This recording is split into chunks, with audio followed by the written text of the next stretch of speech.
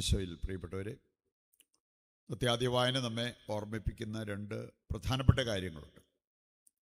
ഒന്ന്, നമുക്ക് ദൈവത്തിൽ നിന്നും കൃപകൾ, അനുഗ്രഹങ്ങൾ, അവസരങ്ങൾ ഇതൊക്കെ ലഭിക്കുന്നതനുസരിച്ച് നമ്മുടെ ഉത്തരവാദിത്വം കൂടും. അതനുസരിച്ച് ദൈവം കൂടുതൽ പ്രതീക്ഷിക്കും. ഇസ്രായേൽ ജനത്തെക്കുറിച്ച് പറഞ്ഞിരിക്കുന്നത് അവർ തഴച്ചു വളരാൻ ദൈവം അനുവദിച്ചു. ദൈവം അനുവദിച്ചു. അവരുടെ കഴിവുകൊണ്ടല്ല, അവരെണ്ണത്തിൽ വലുതായിരുന്നത് കൊണ്ടല്ല, ദൈവം അവരുടെ കൂടെ ഉണ്ടായിരുന്നുകൊണ്ട്. പക്ഷെ അതനുസരിച്ച് പൂജാഗിരികൾ, ഇത് അന്യദൈവാരാധന, ഇങ്ങനെയുള്ള കാര്യങ്ങളെല്ലാം അവരുടെ ഇടയിൽ വളർന്നു വരുന്നതായിട്ട് നമ്മൾ വായിച്ചു കേട്ടതാണ്. അത് വലിയ അനർത്ഥം കൊണ്ടുവരുന്ന കാര്യമാണെന്ന് പ്രവാചകൻ അവരെ ഓർമ്മിപ്പിക്കുന്നത് നമുക്ക് കാണാൻ പറ്റും. ദൈവം അതെല്ലാം തച്ചുടയ്ക്കാനായിട്ട് തീരുമാനമെടുത്തതായിട്ട് നമ്മളിന്ന് മനസ്സിലാക്കിയ ഒരു കാര്യമാണ്. അതുകൊണ്ട് നമ്മളെ സംബന്ധിച്ചിടത്തോളം ലൂക്കാ 12-ാം അധ്യായത്തിൻ്റെ 47 മുതൽ വായിച്ചാൽ പുതിയ നിയമത്തിലും ഇതേ ആശയം നിറഞ്ഞു നിൽക്കുന്നത് കാണാൻ പറ്റും. അധികം ലഭിച്ചവനിൽ നിന്നും അധികം ആവശ്യപ്പെടും, അധികം ഏൽപ്പിക്കപ്പെട്ടവനോട് അധികം ചോദിക്കും. ആരാണ് ഈ ഗണത്തിൽപ്പെട്ടവർ? നമ്മൾ. എന്തുമാത്രം അവസരം പ്രാർത്ഥിക്കാൻ, വചനം കേൾക്കാൻ, ശുശ്രൂഷ ചെയ്യാൻ, അങ്ങനെയുള്ള കാര്യങ്ങൾക്കെല്ലാം ഇഷ്ടം പോലെ അവസരം ലഭിച്ചവർ നമ്മളതനുസരിച്ച് ആത്മീയമായിട്ട് വളർന്നിട്ടുണ്ടോ, അതോ പാപത്തിലുള്ള വളർച്ചയാണോ നമ്മൾ കാണിക്കുക? വളരെ ശ്രദ്ധാപൂർവം നമ്മുടെ ജീവിതത്തിൽ മുമ്പോട്ട് പോകണം എന്ന് കർത്താവ് നമ്മെ ഓർമ്മിപ്പിക്കാം. രണ്ടാമതൊരു കാര്യം, ഇന്നത്തെ ആദ്യ വായന അവസാനിക്കുന്നിടത്ത് നമ്മൾ കണ്ട ഒരു കാര്യമാണ്, നീതി വിതയ്ക്കുന്നവർക്ക് കാരുണ്യം കൊയ്യാൻ പറ്റും. കാരുണ്യം, ദൈവത്തിൻ്റെ കാരുണ്യം അനുഭവിക്കണമെങ്കിൽ നമ്മൾ നീതിപൂർവം ജീവിക്കണം. നമ്മൾ വസ്ത്രം ധരിക്കുന്നതിനേക്കാൾ പ്രധാനപ്പെട്ടതാണ് നീതിയുടെ വസ്ത്രം ധരിക്കുക. അങ്ങനെയുള്ളവർക്ക് കാരുണ്യത്തിൻ്റെ ഫലങ്ങൾ കൊയ്യാൻ പറ്റും. നേരെ വിപരീതം, സുഭാഷിതങ്ങൾ 22:8 വായിച്ചു കഴിഞ്ഞാൽ കാണാൻ പറ്റും, അനീതി വിതയ്ക്കുന്നവർ അനർത്ഥം കൊയ്യേണ്ടി വരും. നമ്മൾ അനീതി വെടിയാതെ നമ്മുടെ ജീവിതത്തിൽ മുമ്പോട്ട് പോയാൽ ഉറപ്പായിട്ടും നമ്മുടെ മുമ്പിൽ നമുക്ക് വേണ്ടി കാത്തിരിക്കുന്നത് അനർത്ഥമാണ്. അനർത്ഥം. അഹങ്കാരികൾ ഉറപ്പായിട്ടും വീണിരിക്കും, തകർന്നിരിക്കും എന്നുള്ളത് കർത്താവിൻ്റെ വചനം നമ്മെ പഠിപ്പിക്കുന്ന ഒരു കാര്യമാണ്. അതുപോലെ തന്നെ അനീതി വിതയ്ക്കുന്നവർ അനർത്ഥം കൊയ്യേണ്ടി വരും. ഏതെങ്കിലും വിധത്തിലുള്ള അനീതി പ്രവർത്തിക്കുന്ന ഒരവസ്ഥ നമുക്കുണ്ടോ? അങ്ങനെയുള്ളവരുടെ ഗണത്തിൽപ്പെട്ടവരാണോ നമ്മൾ എന്നുള്ളത് നമ്മൾ കണ്ടെത്തേണ്ട ഒരു ഇതൊരു മുന്നറിയിപ്പായിട്ട് കർത്താവ് നമുക്ക് നൽകുന്നതാണ്.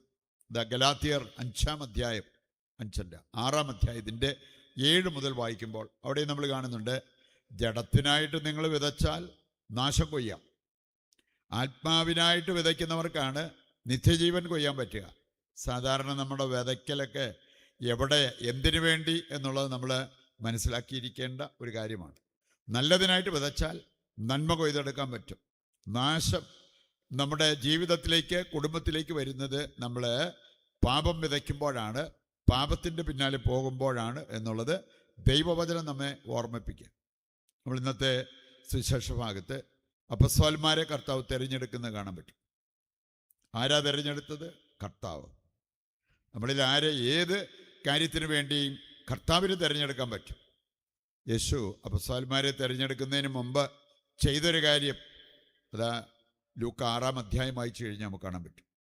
അവിടെ 12 മുതൽ വായിച്ചാൽ, ആ ദിവസങ്ങളിൽ അവൻ മലമുകളിലേക്ക് കയറി പ്രാർത്ഥിച്ചു. നല്ല പ്രാർത്ഥന, ഒരു ധ്യാനമൊക്കെ നടത്തി. അതിനുശേഷമാണ് താഴേക്ക് വന്നിട്ട് ശിഷ്യന്മാരെ അടുത്തേക്ക് വിളിച്ചു. അവരിൽ നിന്നും 12 പേരെ തിരഞ്ഞെടുത്തത്. നമ്മുടെയൊക്കെ തീരുമാനത്തിന് മുമ്പിൽ ഈ പ്രാർത്ഥനയുടെ ഒരു പിൻബലം ഉണ്ടായിരുന്നോ എന്നുള്ളത് ചിന്തിക്കുന്നത് നല്ലതാണ്. കർത്താവ് അപ്പസ്തോലന്മാരെ തിരഞ്ഞെടുക്കുന്നതിന് മുമ്പ് ദിവസങ്ങളോളം ഇരുന്ന് പ്രാർത്ഥിച്ച് ഒരുങ്ങിയിട്ടാണ് അങ്ങനെ ഒരു തീരുമാനമെടുത്തത്.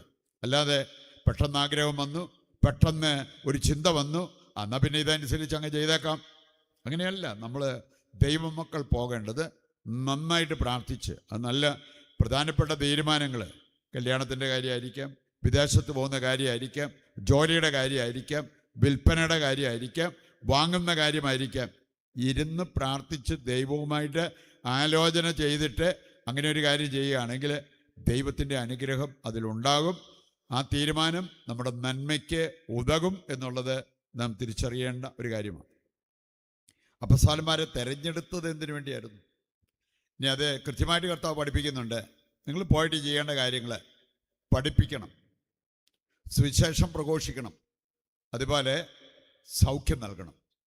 ഈ 3 കാര്യങ്ങൾ യേശു ചെയ്തിരുന്ന കാര്യങ്ങൾ അപ്പസ്തോലന്മാരെ ഏൽപ്പിക്കുന്ന കാണാൻ പറ്റും. പോയി ഇക്കാര്യങ്ങളെല്ലാം ചെയ്യാൻ പറഞ്ഞു. എങ്ങോട്ട് പോകണം എന്നുള്ളതും കൃത്യമായിട്ട് കർത്താവ് പഠിപ്പിച്ചു. നമുക്ക് ഇഷ്ടമുള്ള എന്തെങ്കിലും കാര്യം ചെയ്താൽ പോരാ, എനിക്ക് സൗകര്യമുള്ളപ്പോൾ ഞാൻ എന്തെങ്കിലും ചെയ്തേക്കാം എന്ന് പറഞ്ഞു പോയാലും പോരാ കേട്ടോ. നമ്മൾ ഏറ്റവും ബിസി ആയിട്ടിരിക്കുന്ന സമയത്തായിരിക്കാം കർത്താവ് ചിലപ്പോൾ ഒരു ശുശ്രൂഷ നമ്മളെ ഏൽപ്പിക്കുന്നത്. അതിന് തയ്യാറാവുമോ? ചുമ്മാ ഇരിക്കുന്നവർക്ക് എന്തെങ്കിലും ചെയ്യാൻ വളരെ എളുപ്പമാണ്.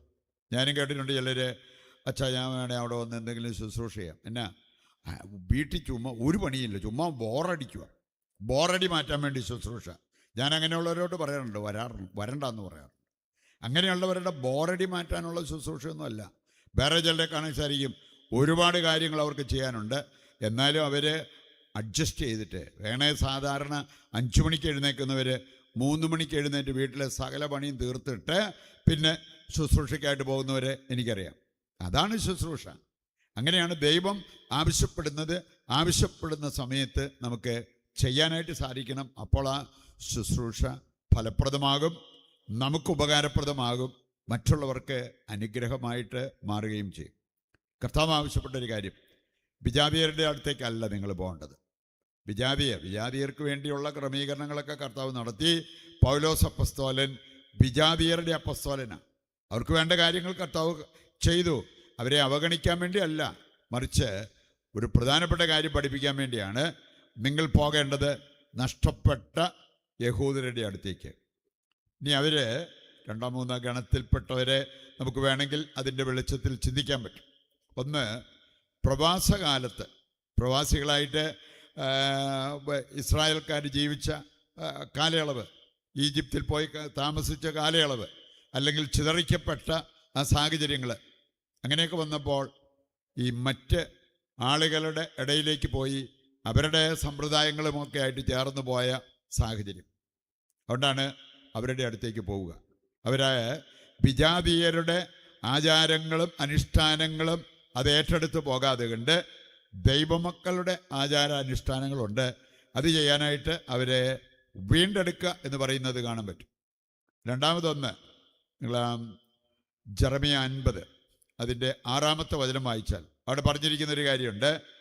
ഈ പ്രവാചകന്മാരാൽ അല്ലെങ്കിൽ പുരോഹിതന്മാരാൽ വഴിതെറ്റിക്കപ്പെട്ട ഒരു ഗണമുണ്ട്.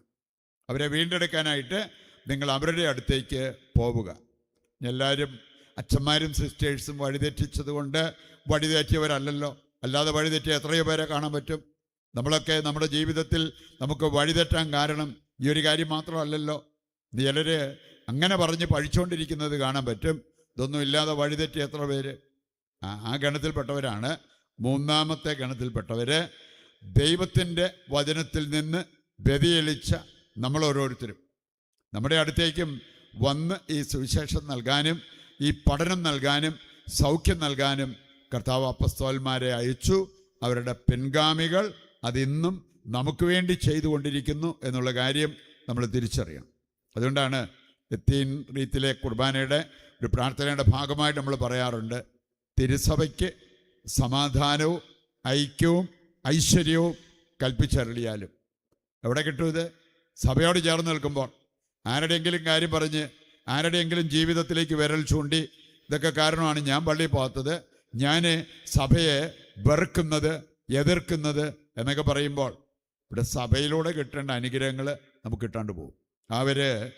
ദുരവസ്ഥ, നഷ്ടം വരാതിരിക്കാൻ നമുക്ക് എടുക്കേണ്ട തീരുമാനമെടുത്ത് നമ്മുടെ ജീവിതത്തിൽ മുന്നോട്ട് പോകാം. അതിനുവേണ്ട കൃപയ്ക്കും അനുഗ്രഹത്തിനുമായിട്ട് ഇന്നത്തെ ബലിയിൽ ദൈവത്തോട് പ്രത്യേകം പ്രാർത്ഥിക്കുകയും ചെയ്യാം.